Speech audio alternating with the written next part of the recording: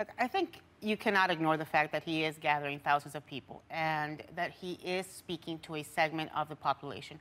I don't think he's representative of the Republican Party. I'm very proud of all of the candidates who've come out and distanced themselves, who've come out and condemned his comments. Lindsey Graham, we saw do it again today. Jeb Bush, Marco Rubio, Chris Christie. Rick Perry put out an entire video on this, telling him, look, you know what, you do a lot of talk, but I've actually walked the border. I've actually had to deal with this. So, you know, I just think that you cannot paint the Republican Party with such a wide brush. Yes, there is a segment to whom he's speaking to. There's no doubt about that. You can't argue with that. All right, so Mike, let's talk to somebody else in the Republican Party, and that's you. You and your group oppose anything that has anything to do with what you call amnesty. Mm-hmm. What do you think of the way Donald Trump is talking? Donald Trump is a symptom of the problem in the Republican Party. It's a Republican Party establishment that is absolutely intellectually bankrupt in coming up with solutions that can make life better for all Americans, not just Hispanics, but all Americans, and a Republican Party establishment that makes certain promises to get elected and doesn't follow through on all of them. This is a party that claims it wants to cut spending, yet passes a $500 billion spending increase. It claims it's going to take on Obamacare. Where is it on that? It claims it's against corporate cronyism, yet wants to reauthorize the export-import bank. Let's stick to immigration just for 1 second, sure, if we can. Anything, my understanding, that any of these candidates support, from your point of view, that allows illegal immigrants to stay here is amnesty. And I know that you and you're part of the Republican Party, your candidate and others disagree with that. I do disagree. And I think one of the really sad things about what's going on with Donald Trump is that he's exploiting this issue with, you know, the horrible tragedy that happened in San Francisco, and we're not getting to the policy. We should be having a serious policy discussion about immigration and about sanctuary cities.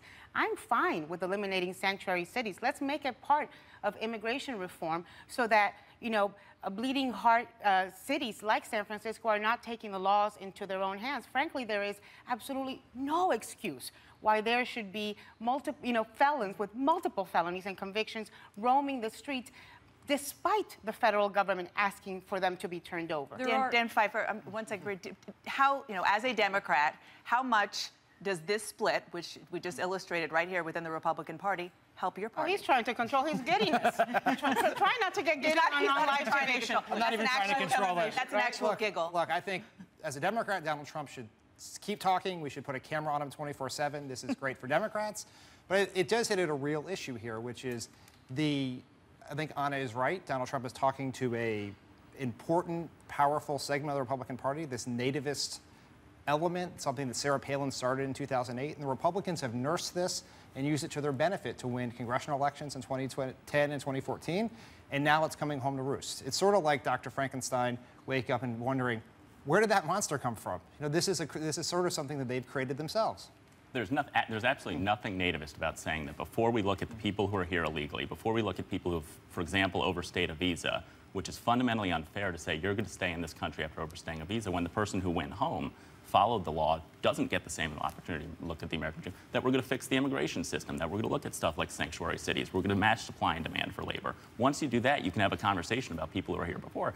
It's the dishonesty of immediately jumping to amnesty, saying we're not going to actually solve the problems of our immigration systems, we're just going to provide amnesty, that causes people to lose trust in the party and creates the vacuum that allows somebody like Donald Trump to emerge. I don't know. Let me just say, I don't know a single Republican who's running for president, including Lindsey Graham, including Jeb Bush, including Marco Rubio, who are supporting amnesty.